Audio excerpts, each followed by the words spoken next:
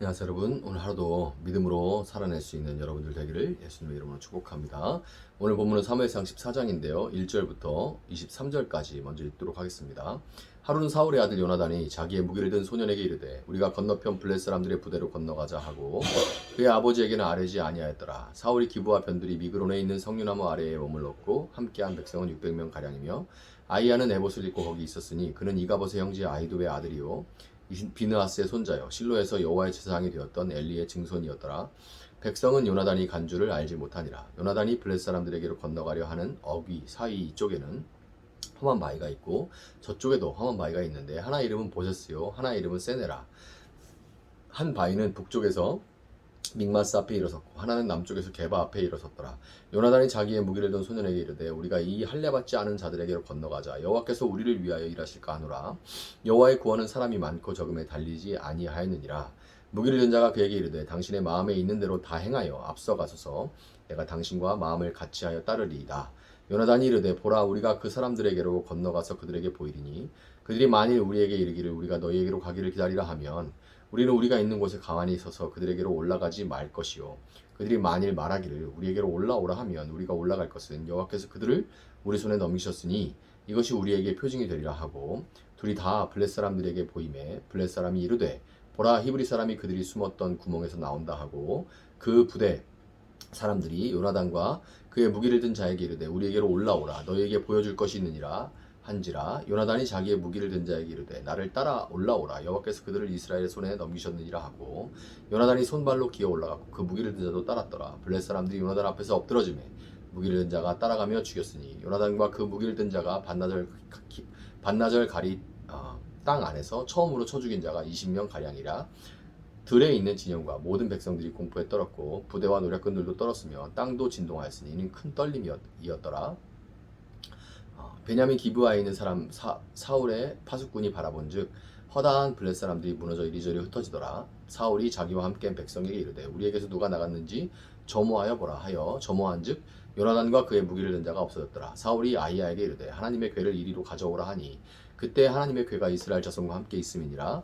사울이 제사장에게 말할 때 블렛 사람들이 진영에 소동이 점점 더한지라. 사울이 제사장에게 이르되 네 손을 거두라 하고 사울과 그와 함께한 모든 백성이 모여 전장에 가서 본즉 블렛 사람들이 각각 칼로 자기의 동무들을 침으로 크게 혼란하였더라.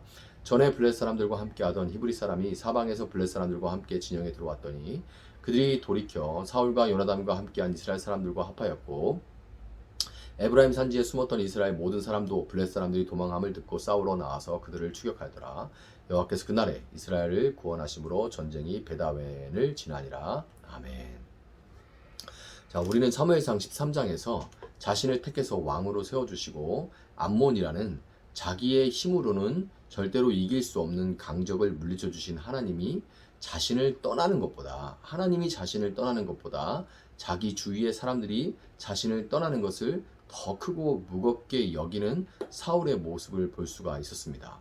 사울은 분명히 훌륭한 조건과 자질들 그리고 매력적인 외모를 가진 모든 사람이 좋아할 만한 그런 사람이었지만 그런 인간적인 좋은 면들이 하나님의 선택을 받을 수 있게 해주는 것은 아니며 또한 그런 좋은 면들을 통해서 하나님을 의지하고 살아갈 수 있는 것은 더더욱 아닙니다.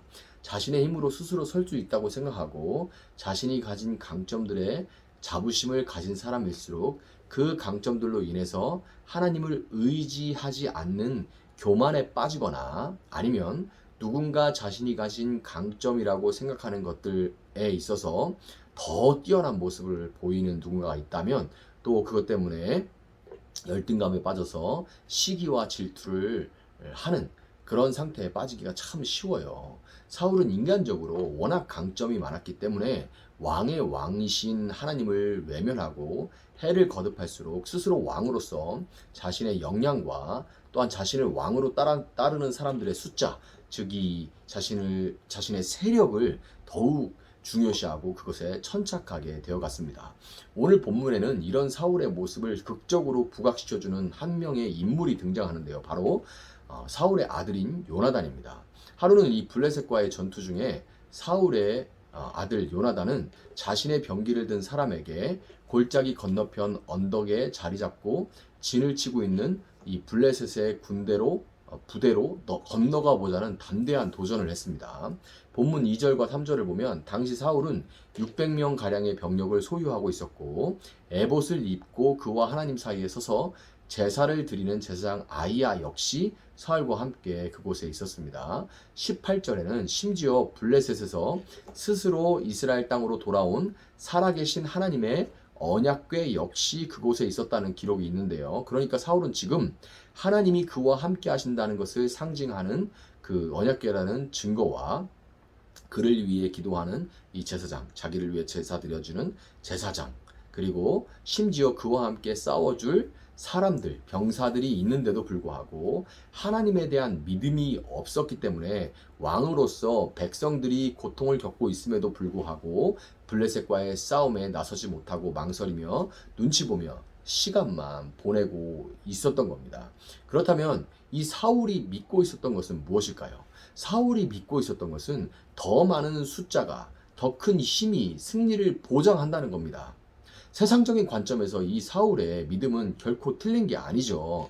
블레셋의 병력에 비해서 600명이라는 숫자는 아무것도 아닌 것이 맞습니다. 하나님을 떠나서 스스로 왕이 된 사울이 하나님이 아니라 세상을 믿음으로 분명히 그도 기드온과 300용사의 이야기에 대해서 알고 있었을 때도 불구하고 600명의 병력으로도 이 사울은 아무것도 하지 못하고 있었어요. 믿음이 없어서. 사울이 이러고 있을 때 요나단은 병력이 아니라 하나님을 믿고 의지하면서 그분을 위해 무엇을 할 수 있을지 고민합니다. 6절에는 그의 신앙을 분명하게 보여주는 한 절의 신앙 고백이 등장하는데요. 뭐라고 합니까? 요나단이 여호와의 구원은 사람이 많고 적음에 달리지 아니하였느니라 라고 이렇게 요나단이 멋있는 고백을 합니다. 요나단이 성경의 인물 중에 상대적으로 많이 알려진 사람이 아니기 때문에 그를 그저 사울의 젊은 아들 정도로 치부할 수 있는데요. 그렇게 생각하면 자칫 그의 신앙 고백을 청년의 설익은 열정이나 청년의 어떤 치기로 여길 수 있지만 사실 요나단은 다윗보다도 나이가 더 많을 뿐만 아니라 7절을 보면 그의 신앙 역시 단순히 한때의 그 감정이 아니라는 것을 우리가 볼 수가 있습니다. 요나단의 신앙 고백을 7절을 보면 신앙 고백을 담은 제안에 그게 그 요나단의 무기를 든 자가 뭐라고 답해요? 당신의 마음에 있는 대로 다 행하여 앞서가소서 내가 당신과 마음을 같이하여 따르리이다. 이렇게 반응하죠. 이것은 평소 요나단의 신앙이 그와 가장 가까운 그의 병기 맡은 자에게도 그럴듯한 어떤 위선이 아니라 참된 신앙으로서 영향을 미치고 있었다는 것을 보여주는 것입니다. 요나단은 블레셋에 맞서 싸우는 일이 하나님 앞에 옳은 일임을 알고 있었고 오직 하나님의 기쁨을 위해 믿음으로 들고 일어섰습니다. 다른 조건들 이런 거 따지지 않고. 그리고 그는 두려움 때문이 아니라 혹시라도 자신이 하나님의 뜻보다 앞서가지는 않을까 재차 확인을 하는데요. 일을 시작하고 또 확인하면서 물어가면서 가는 거, 두드려가면서 가는 거죠. 자신들이 있는 언덕에서 골짜기를 지나 상대 진영이 포진한 언덕으로 경사를 올라갈 때 만약 상대방이 그들을 우리에게로 올라와라 이렇게 상대방이 말을 하면 하나님이 적들을 자신들의 손에 붙이셨다고 확신을 하겠다는 거죠. 철제 무기가 없던 이스라엘 중에서 사울과 요나단만이 철제 무기를 갖고 있었는데요. 요나단과 그의 무기를 든 자를 본 이 블레셋은 철제 무기를 들었다는 것만으로도 이스라엘 병력 중에 최소한 장교 이상인데 왕 혹은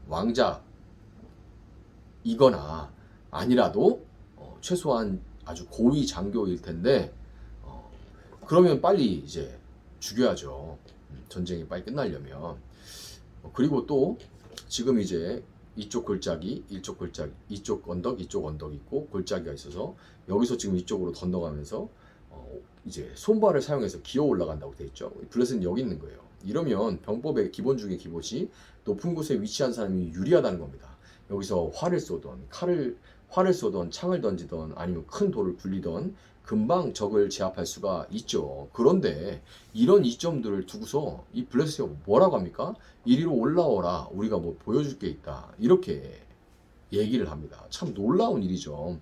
하나님이 기뻐하신다. 그 반응을 보고 하나님 기뻐하신다는 것을 확신한 요나단과 그의 무기든 자가 이제 그 블레셋 부대로 확 다 올라가가지고 뛰어들어요. 딱 뛰어들어서 싸움을 시작하자 블레셋 진영이 막 놀라가지고 아주 큰 혼란이 일어났고, 겁에 질린 그들은 하나님의 손이 그들과 함께 하심으로 인해서 그 혼란이 막 아주 커져가지고 블레셋은 서로가 서로를 적으로 여기서 깜짝이야 그러고 막 칼로 치는 거죠. 또 옆에 치고 이렇게 막 혼란이 일어나서 서로 죽고 죽이는 아비규환의 상황에 빠져들고 맙니다.